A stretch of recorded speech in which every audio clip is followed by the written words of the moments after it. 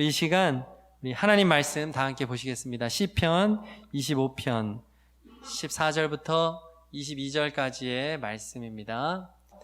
여호와의 친밀하심이 그를 경외하는 자들에게 있으며 그의 언약을 그들에게 보이시리로다.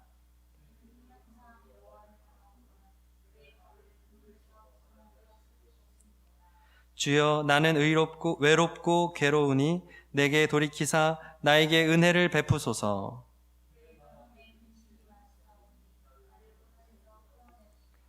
나의 곤고와 환난을 보시고 내 모든 죄를 사하소서.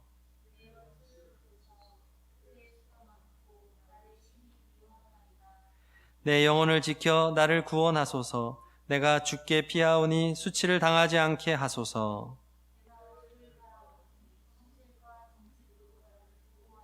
다 함께요. 하나님이여, 이스라엘을 그 모든 환난에서 속량하소서. 아멘. 할렐루야. 우리 하나님께서 우리 성도님들이 계신 그곳을 거룩한 성전 삼으시사 그곳에 임재하여 주시고 말씀하여 주시기를 소망합니다. 그리고 속히 코로나 확산이 멈추고 또 백신이 개발이 되어서 우리 함께 한자리에 교회에 모여서 우리 주님 예배 드릴 그날을 고대합니다. 성도님들도 같이 그런 교회에서 함께 모여 예배 드리는 것을 사모하시고 또 그렇게 기도하시기를 바랍니다. 제가 지난 8월 21일 금요 성령 집회 설교 때 출애굽한 이스라엘 백성들에 대한 말씀을 증거했습니다. 그들은 고기가 먹고 싶다고 울면서 정말 애굽을 그리워했습니다. 그리고 하나님을 원망하기에 이르죠. 결국 어떻게 됐습니까? 그들이 원하는 고기는 하나님께서 메추라기를 한 달이나 먹을 수 있도록 해주셨지만 많은 이들이 그들의 탐욕으로 말미암아 고기를 먹기도 전에 죽임을 당하는 그러한 심판을 받았지요. 그래서 제가 이런 말씀을 드렸습니다. 지난번 설교 때 이스라엘 백성들처럼 징징거리지 마세요. 이렇게 말이죠. 어떻게 하지 말라고요? 징징거리지 말라 그랬습니다. 자, 그런데요, 제가 그렇게 징징거리지 말라고 말씀을 전했습니다. 그리고 제가 말씀을 전한 날 밤부터 제가 징징거리기 시작했습니다. 그리고 지금까지 참 많이 제가 징징거리면서 살아가고 있다는 것을 제가 깨닫게 되었습니다. 제 마음에 우울함이 있는 거예요. 뭔가 답답합니다. 좀 짜증이 있고요. 뭔가 내 마음에 화가 많아졌어요. 그래서 이 화가 결국은 가족들한테 표출이 됩니다. 그래가지고 우리 가족이 다 징징이가 됐어요. 저와 아내가 서로를 향해 징징거려요. 아이들을 향해 징징거리고요. 그러면 또 아이들도 저희를 향해서 징징거려요. 그리고 지들끼리 징징거려요. 이거 징징가족이 됐어요. 그래서 저희 가정이 한때는 차 타면 찬양 부르고 차량 부흥회를 했었는데 요즘에 저희 가족의 주제가는 징징송이 됐습니다. 그래서 우리가 같이 실제로 불러요. 어떻게 부르냐면 우리 애들 이름을 넣어서 성윤이 징징, 예지도 징징, 예영이 징징, 아빠 엄마 징징, 진짜 이렇게 불러요. 징징송. 다 징징. 예수 가정은 사라지고 죄송합니다. 너무 웃어서 징징 가족이 됐어요. 큰일입니다. 그런데 성도님은 어떠십니까? 지금 예수 가정도 위기지만 지금 예수 한국도 위기예요. 저희 가정뿐만 아니라 온 한국이 정말 징징 한국이 되어버린 것 같습니다. 코로나19 재확산으로 인해서 정말 온 국민이 다 힘이 듭니다. 코로나19로 생긴 우울감이나 이러한 무기력증을 지칭하는 신조어가 있습니다. 바로 코로나 블루입니다. 코로나 블루. 이 블루가 서양권에서는 우울함을 상징하는 이 파란색이 우울함을 상징하거든요. 그래서 이 코로나 블루, 이게 요즘에 아주 중요한 사회적인 현상이 되어버렸죠. 경기연구원에서 조사한 결과 8월 중순에 우리 국민들을 조사를 해보니까 국민의 절반 가까이가 이 코로나 블루를 경험하고 있답니다. 수면 장애를 겪는 국민이 20%, 5명에 1명. 그리고 국민의 우울 정도가 2년 전보다 무려 2.6배나 260%나 증가를 했고요. 세월호 침몰 때 받았던 스트레스보다 무려 1.5배나 더 큰 스트레스를 8월 중순경에 받고 있었어요.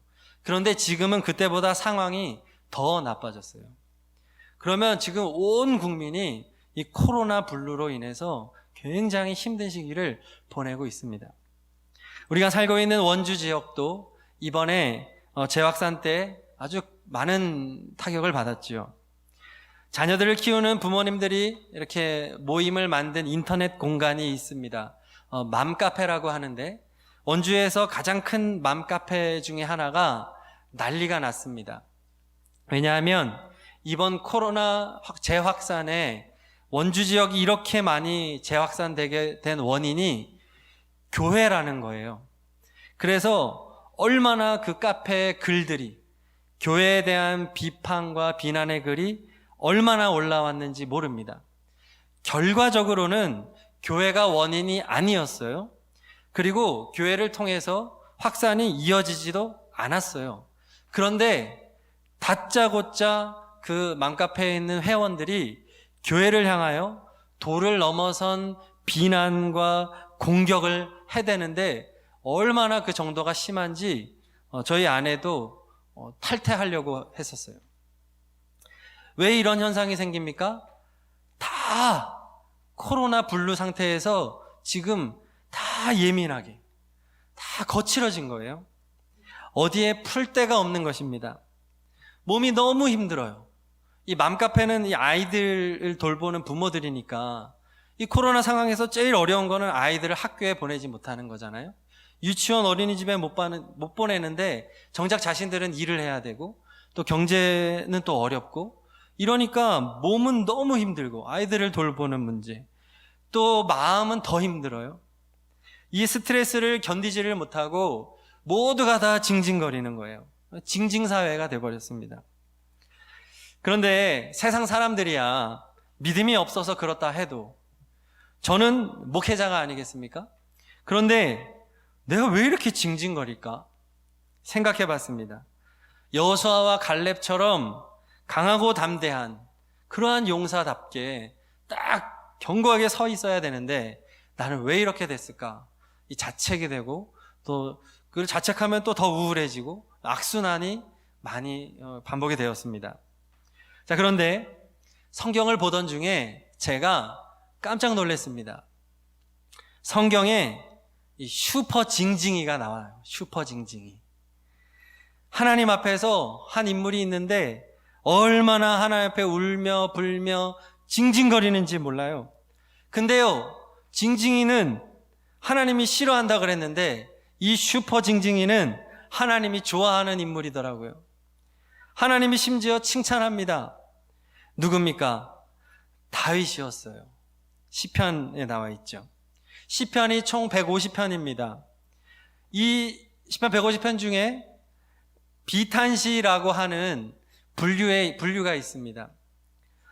150편 중에 이 비탄시에 속하는 게 무려 36편이나 됩니다. 24%. 시편 4개 중에 1개는 비탄시예요. 탄식하며 하나님께 쓴 시예요. 그리고 이 중에 다윗이 쓴 비탄시는 15개. 전체 비탄시의 절반 좀 안 되고 시편 전체를 놓고 봐도 10%에 해당하는 15개가 다윗이 쓴 겁니다. 이 정도면 다윗은 탄식으로 살았던 사람이다라고 말할 수 있을 거예요. 결국 다윗을 제가 이렇게 이름 붙였습니다. 슈퍼 징징맨. 제가 요즘에 하도 아이들하고 있어서 맨자 붙이는 게 좋아요. 슈퍼 징징맨 다윗. 오늘 읽은 시편 25편도 이 비탄시에 속하거든요. 다윗이 썼어요. 우리 16절에서 19절 말씀을 함께 읽으실 때 정말 다윗의 탄식을 담아서 얼마나 탄식하고 있는지 우리 다 함께 읽어보겠습니다. 시작. 주여, 나는 외롭고 괴로우니 내게 돌이키사 나에게 은혜를 베푸소서. 내 마음에 근심이 많사오니 나를 고난에서 끌어내소서. 나의 곤고와 환난을 보시고 내 모든 죄를 사하소서. 내 원수를 보소서. 그들의 수가 많고 나를 심히 미워하나이다. 아멘. 다윗이 지금 고백이 어떻습니까? 하나님, 저 외로워요.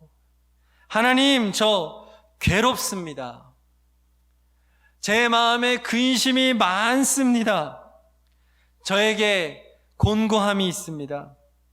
환난이 있습니다. 원수들이 있습니다. 얼마나 탄식하는지 모릅니다. 하나님 앞에. 지금 시편 25편의 정확한 배경은 알 수 없다고 해요.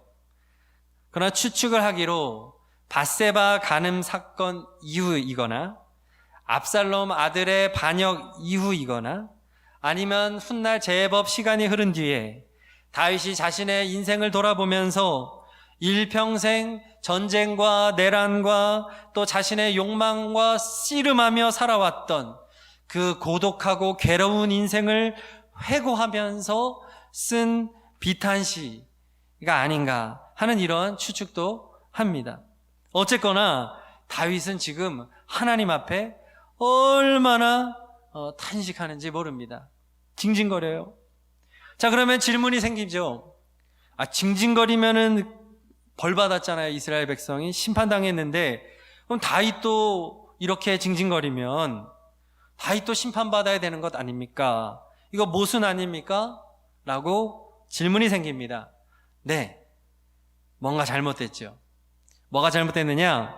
제가 방금 시편의 비탄시를 이 징징시처럼 비탄과 징징을 제가 은근슬쩍 동의어처럼 말씀드린 게 잘못이에요.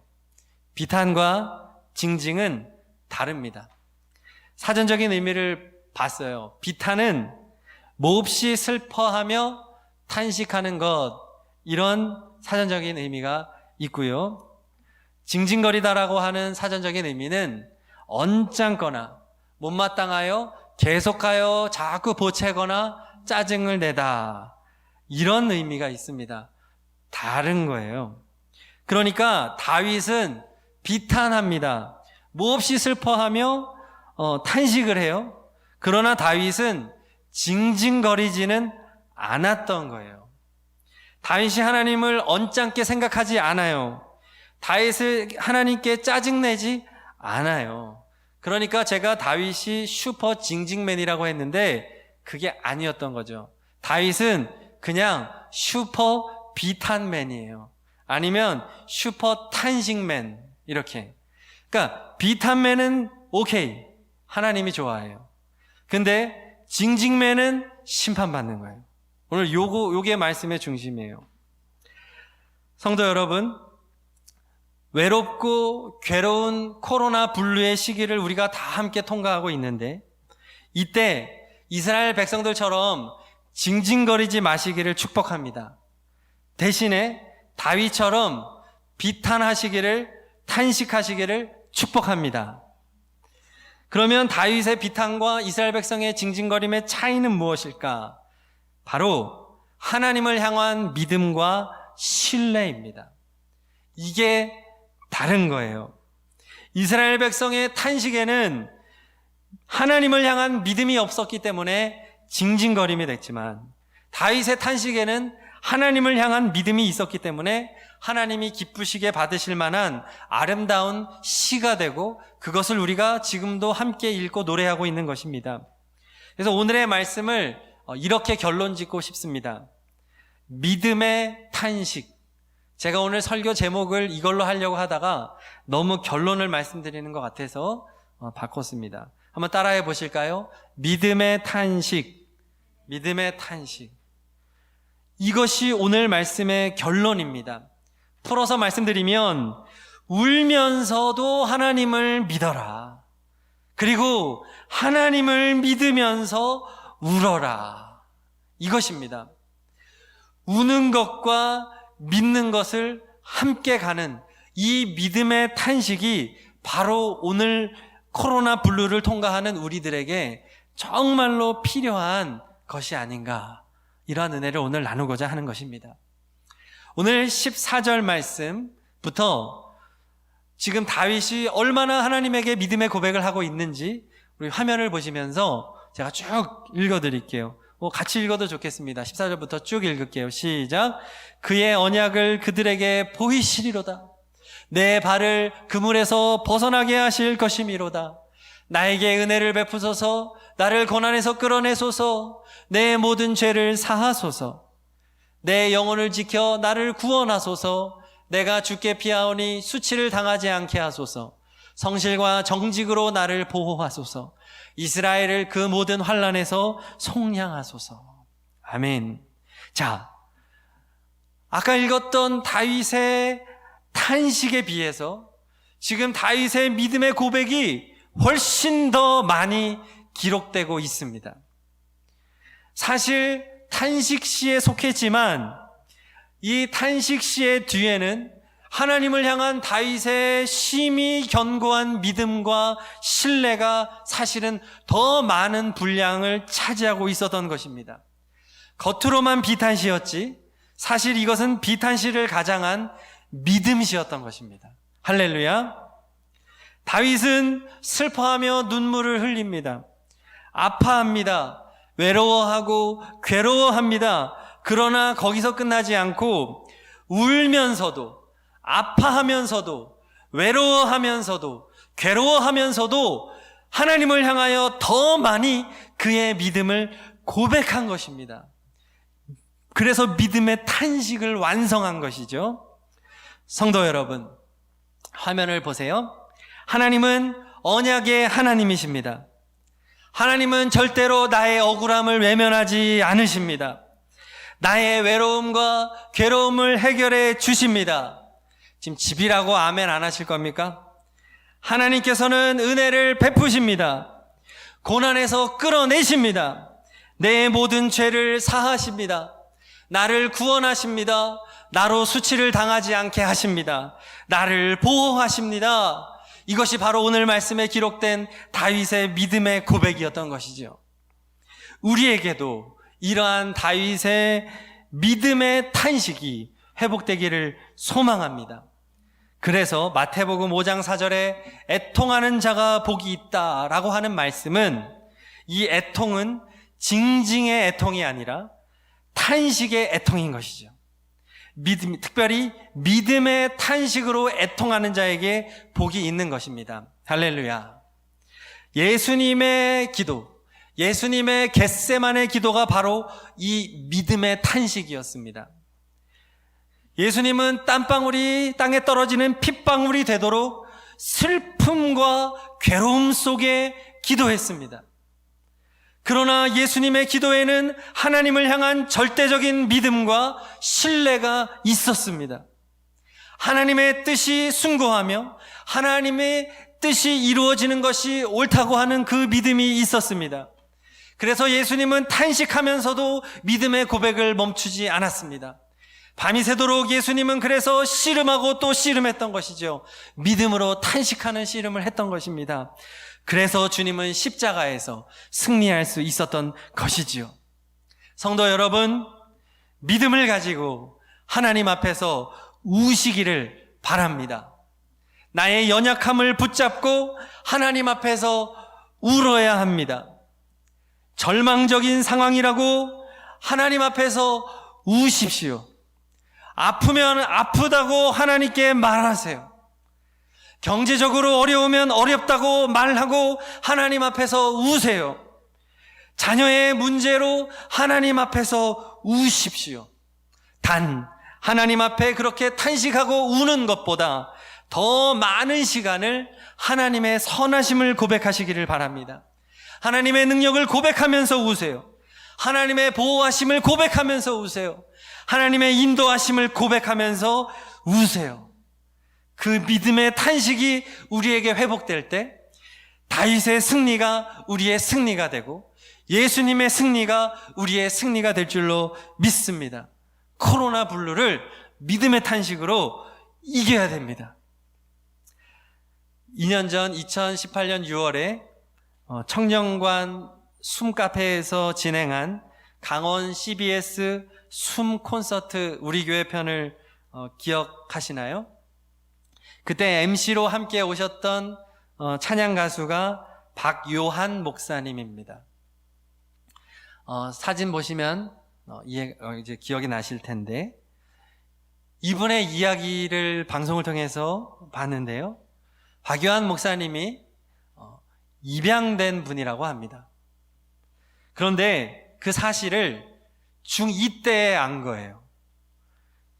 청소년기 사춘기 때 자신이 입양된 아이라고 하는 것을 알게 됐는데, 하필이면 사촌 동생을 통해서 알게 된 겁니다.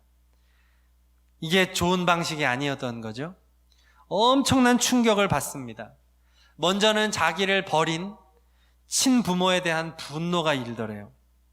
그 다음으로 그동안 이 사실을 다 알면서 자기에게 감쪽같이 숨기고 살아왔던 가족들과 친척들에 대하여 분노가 생기더라는 거예요. 하필이면 청소년기 때 이 사실을 알게 되어서 이제 그의 방황이 시작이 되었다고 합니다. 부모님의 사랑이 부족한 게 아니었어요. 그런데 이게 상처로 다가오니까 막 대드는 거죠. 부모에게 대듭니다. 반항을 합니다. 가출을 합니다. 그래서 목적은 부모님을 화나게 만들고 싶었답니다. 자, 그런데요, 이 박요한 목사님의 어머니가 계셨어요. 이 어머니가 미용실을 하셨답니다. 미용실을 하게 된 목적은 전도하려고 미용실을 하셨답니다. 믿음이 좋은 분이었어요. 어머니는 미용실을 영업하기 전에 미용실에 있는 쪽방에서 새벽마다 기도하셨습니다. 근데 박요한 목사님이 이 기도 소리를 아침마다 듣는 거예요. 어머니가 하루도 빠짐없이 울면서 기도를 하는 거예요. 그런데 그 기도 소리를 들으면서도 짜증이 나더라는 거예요. 아니, 친엄마도 아닌데 왜 저러나. 어머니의 그 기도에는 자신을 위한 기도는 하나도 없었답니다. 다 이 아들을 위한 기도, 미용실 잘 되게 해달라는 기도, 건강을 위한 기도 하나도 없이 오로지 아들 박요한 목사님을 향한 그 기도만을 날마다 울면서 기도했다는 거예요. 우리 아들 좀 살려주세요. 우리 아들 다시 잘 살아가도록 해주세요. 울면서 이 기도를 그렇게 했어요. 처음에는 그렇게 짜증이 났는데 이 어머니의 기도가 쌓이면서 목사님의 마음의 심령에 날카로웠던 분노가 조금씩 녹아내렸다고 합니다. 그러던 어느 날 엄마가 이렇게 말을 했대요. 요한아, 엄마가 너한테 줄 수 있는 것 많지 않지만 늘 너를 위하여 기도하고 있단다. 엄마가 하나님한테 너 목사 되게 해달라고 기도하고 있어. 자기 허락도 안 받고 감히 지금 방황하고 있는 아들을 향해서 그렇게 어머니가 얘기를 했다는 거예요. 그리고 2003년 9월 이 어머니는 환갑도 되지 않은 채로 하나님의 부름을 받으셨습니다. 박요한 목사님이 목사 안수를 받기도 전이었습니다. 기도하고 기도해도 아들의 방황은 끝날 기미가 없고, 그랬음에도 불구하고 어머니의 기도는 멈추지 않았습니다. 아들 목사 되게 해달라는 기도도 살아생전에 응답받지 못했습니다. 하지만 날마다 울며 불며 탄식하며 하나님 앞에 이 어머니는 기도했습니다.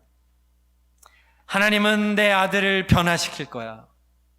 하나님은 반드시 내 아들을 주의 종으로 사용하실 거야. 이 믿음이 있었던 것이죠. 지금 박요한 목사님은 목사 안수를 받고 찬양 사역자와 또 방송 사역자, 그리고 고아원에서 많은 아이들을 만나고 있고 전국의 입양 자녀들을 위하여 사역하고 있고 미혼모 시설의 어린 엄마와 자녀들을 만나는 사역들을 왕성하게 하고 계십니다. 박요한 목사님의 어머니는 늘 비탄의 기도는 했지만 징징의 기도는 하지 않았습니다. 하나님을 향한 믿음, 하나님을 향한 신뢰는 변치 않고 하나님 앞에 탄식하며 끝까지 기도했습니다. 다윗의 기도, 예수님의 기도하신 것이죠. 우리 이 시간 찬양 한 곡을 부르고 기도할 텐데요. 이 찬양에 담겨진 이야기를 간단하게 전하고 기도합니다. 찬송가 375장 나는 갈 길 모르니, 에드워드 호퍼 목사님이 작사 작곡한 곡입니다. 목사님 뉴욕에서 바다와 육지교회에서 사역하셨습니다. 교회 이름이 바다와 육지교회입니다. 성도님들 중에 선원이 많았어요. 바다에서 거친 바다와 정말 씨름해야 되는 그러한 선원들이 많은 이 교회에서 성도들을 위해서 만든 곡입니다. 원 제목은 Jesus Savior Pilot Me라고 하는 제목인데 번역하면 구원자 예수님 나를 조종해 주세요. 나의 인생의 항해를 주님 인도해 주세요. 이런 의미가 있는 곡입니다. 375장 우리가 보는 가사보다 처음에 선교사님을 통해서 번역되었던 가사가 저는 마음에 더 와 닿아서 오늘은 그 바뀐 가사를 우리 화면으로 보시면서 찬양했으면 좋겠는데요. 먼저 가사를 한번 읽어드리겠습니다. 예수 인도하소서, 어둡고 길 모르니, 어디 가야 좋을지 나를 인도하소서, 어디 가야 좋을지 나를 인도하소서. 2절입니다. 가르쳐 주옵소서, 아무것도 모르고 미련하고 둔하니 가르쳐 주옵소서, 미련하고 둔하니 가르쳐 주옵소서. 3절 나를 도와주소서, 아기같이 어리고 힘도 없고 약하니 나를 도와주소서, 힘도 없고 약하니 나를 도와주소서. 4절 위로함을 빕니다. 부모 죽은 아기가 의지 없음 같으니 위로함을 빕니다. 의지 없음 같으니 위로함을 빌니다. 우리 이렇게 이 가사를 가지고 1절부터 다 함께 정말 탄식의, 믿음의 탄식의 마음으로 우리 찬양하고 기도합시다.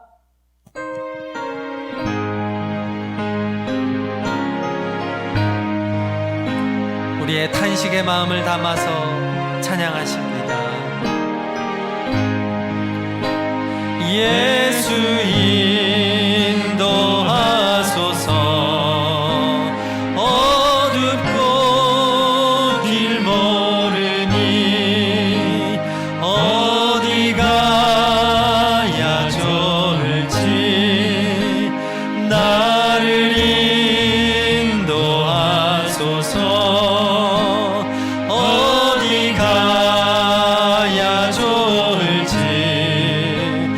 나를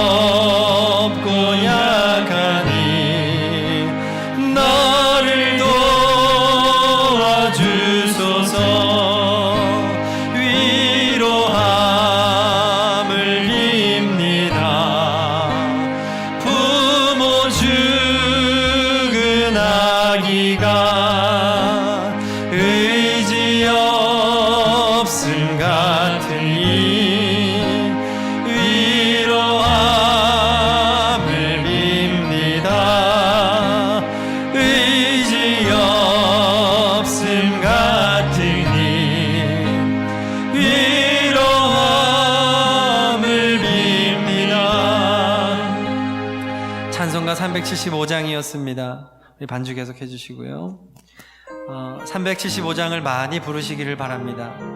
이 찬송은 일제강점기에 우리나라 곳곳에서, 전국에서 애창되었던 곡입니다. 정말 나라를 빼앗긴 서름을 하나님 앞에 내어놓으며 그들의 그 답답하고 정말 고통스럽고 외로운 그 마음을 이 찬양으로 우리의 선배들은 위로를 받았습니다. 코로나 블루의 시대에도 우리는 이 찬양을 불러야 됩니다. 우리 말씀 붙잡고 기도하실 때, 외롭고 괴로울 때, 하나님을 향한 불편한 마음을 가지고 짜증내는 그런 징징맨이 되지 않겠습니다. 하나님을 믿고 신뢰하면서 하나님 앞에 울며 기도하는 그런 믿음의 탄식맨이 되겠습니다. 우리에게 믿음의 탄식이 필요합니다. 가족을 위해 우십시오. 남편과 아내와 자녀와 부모와 형제를 위해 우십시오. 사업과 일터를 위해 우십시오. 하지만 울고 탄식하는 것보다 더 많이 하나님을 향한 믿음과 신뢰를 고백하면서 우십시오. 하나님께서 그 눈물을 기쁘게 받으실 것입니다. 그 고백을 기쁘게 받으시고 반드시 응답하실 것입니다. 성부, 성자, 성령 삼위일체 하나님의 사랑과 은혜와 감화 감동하심이 믿음의 탄식으로 코로나 블루의 이 시대를 승리함으로 주님의 영광을 이 땅에 드러내기를 결단하며 나아가는 모든 예배자들 머리 위에 지금부터 영원까지 함께 하시기를 간절히 축원하옵나이다. 아멘.